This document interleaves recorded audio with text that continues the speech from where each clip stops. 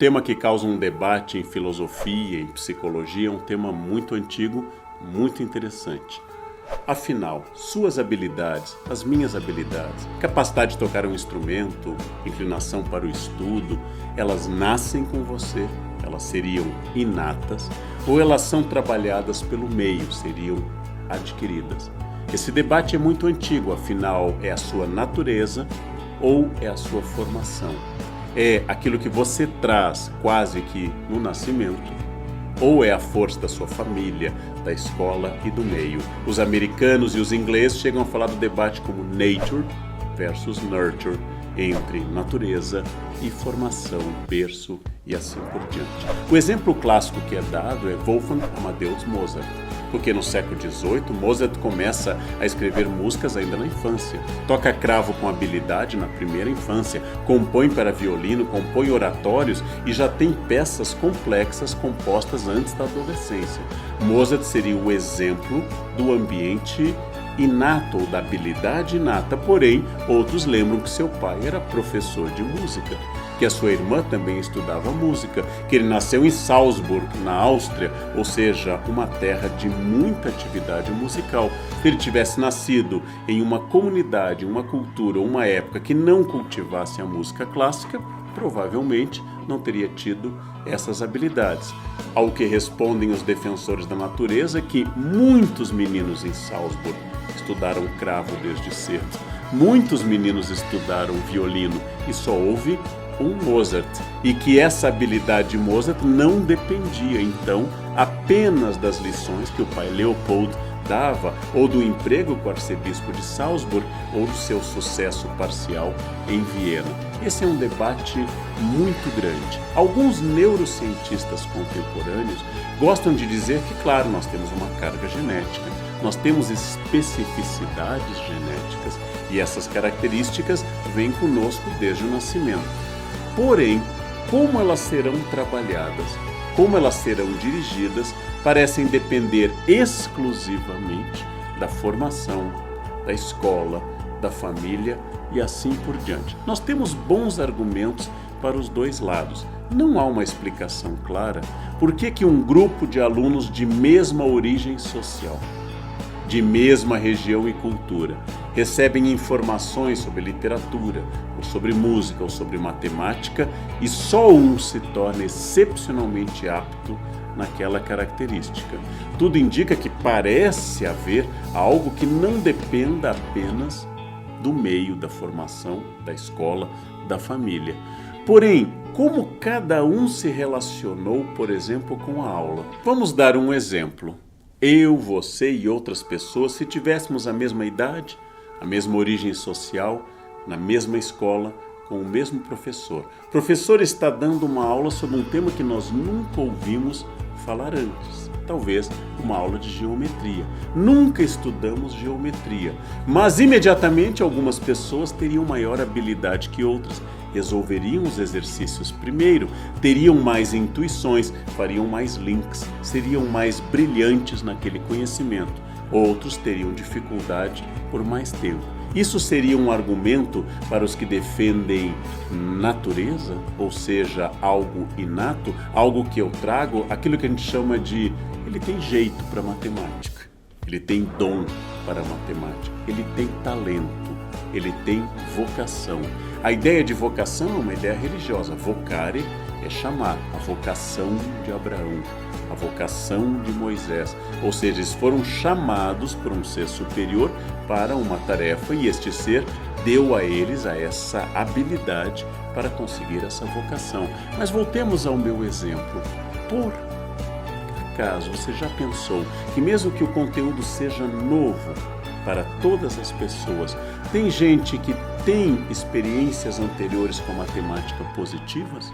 Talvez seu pai incentivou em casa, e nesse caso, ao ouvir o professor falando de geometria, identificou e fez uma projeção afetiva e se preparou para receber aquele conteúdo. Outra pessoa, por acidente, por exemplo, foi exposta a um conhecimento matemático. Outra pessoa, por exemplo, gosta muito da professora de geometria. acha muito legal a aula, por uma questão pessoal, porque o tipo físico, o tom de voz, o sorriso, faz com que essa pessoa olhe aquela aula com atenção extrema e imediatamente responda aquele conteúdo.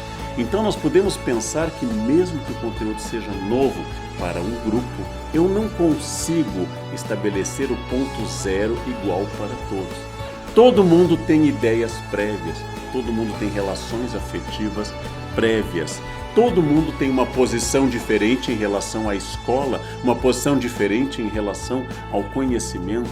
Todos já receberam impulsos e receberam alimentações pedagógicas positivas ou negativas. Se você fez uma redação e a professora deu uma nota baixa, você fez uma nova redação, sua nota continuou baixa, quando você for estudar literatura com uma outra professora, você já tem na cabeça: eu não sou da área de letras, eu não tenho jeito com português, eu não gosto de escrever ou de ler, porque você já recebeu esses impulsos negativos. Afinal, continuamos com o seguinte debate, a partir de modelos como o de Mozart e tantos outros gênios da história: alguém nasce brilhante ou é tornado brilhante? Alguém tem uma natureza, um código genético, uma inclinação, ou recebeu essa inclinação da escola e do meio? Quanto a escola pode produzir em relação a alguém que não gosta de algum conteúdo, de alguma área de conhecimento? Ou quanto uma experiência negativa da escola e na família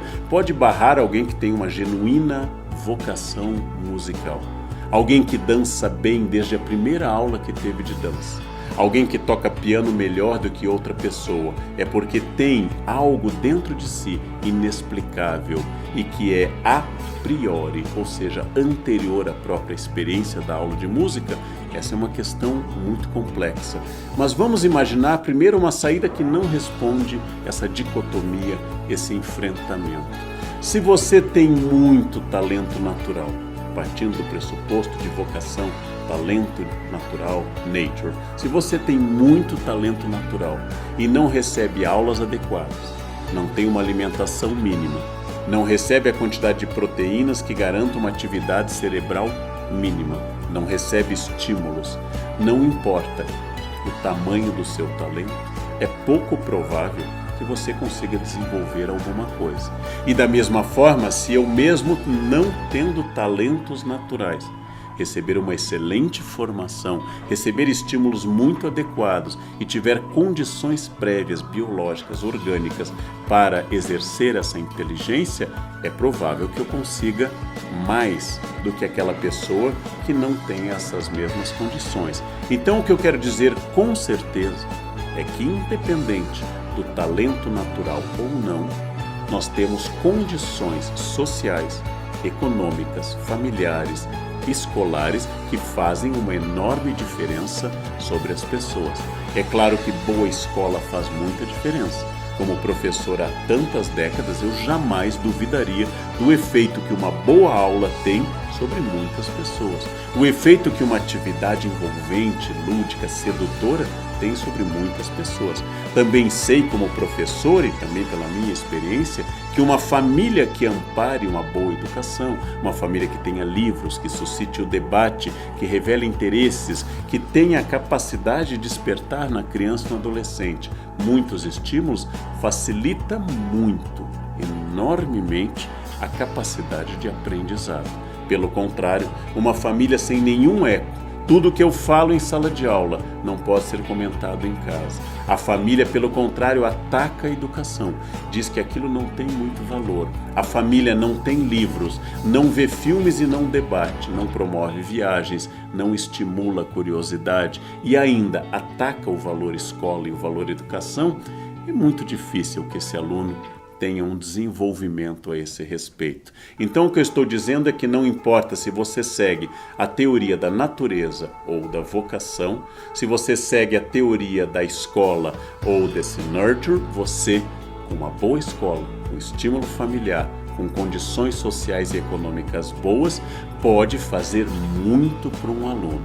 Agora, desde muito cedo a gente nota que há alunos especialmente dotados e outros especialmente resistentes ao conhecimento. Aí não me importa se isso nasce na família ou nasce no código genético, mas é difícil você trabalhar com alguém que resiste ao conhecimento. Nós temos em todos os lados questões muito complexas para resolver. Beethoven tinha um grande talento para a música na cidade de Bonn, onde ele nasceu, em 1770. Beethoven tinha um pai músico alcoólatra. E quando esse pai voltava à noite para casa tarde da noite, o pai muitas vezes o espancava para que ele estudasse piano. E o menino apanhou do pai, que ele tinha um horror ao pai, para estudar piano. Ele tinha todas as condições para odiar a música e assim que o pai morresse se afastar em definitivo da influência do pai e da música. E ele se tornou um homem dedicado 100% ao piano, à composição e à música. Nós temos exemplos, por exemplo, de gênios como Bach, que tiveram 20 filhos, vários dos quais se tornaram músicos, mas nenhum com o gênio do pai. Ou seja, os filhos de Bach, como Carl Philipp Emanuel, tiveram aula com o Johann Sebastian Bach. Você quer um professor melhor? Mas esse pai seria um bom professor? Foi bom professor de muitas pessoas, como Mozart teve aula com seu pai. Schumann, no grande gênio romântico, se casou com uma pianista, Clara Wieck, e não geraram gênios musicais. Os dois filhos de Mozart também não foram gênios musicais. Logo que eu estou dizendo, não temos argumentos claros para falar que existe uma vocação externa, extraordinária, que acompanhe alguém. E não temos como negar a influência do meio, da escola e da família sobre isso. Então, essa é uma posição em debate. O que não está em debate, ajudar um aluno, ajudar uma criança, ajudar um filho, é estimular a curiosidade, garantir boa alimentação, um ambiente lúdico, interessante e despertar a curiosidade. Se o talento do seu filho vem de Deus, do código genético ou simplesmente da escola, tanto faz. O efeito é muito positivo.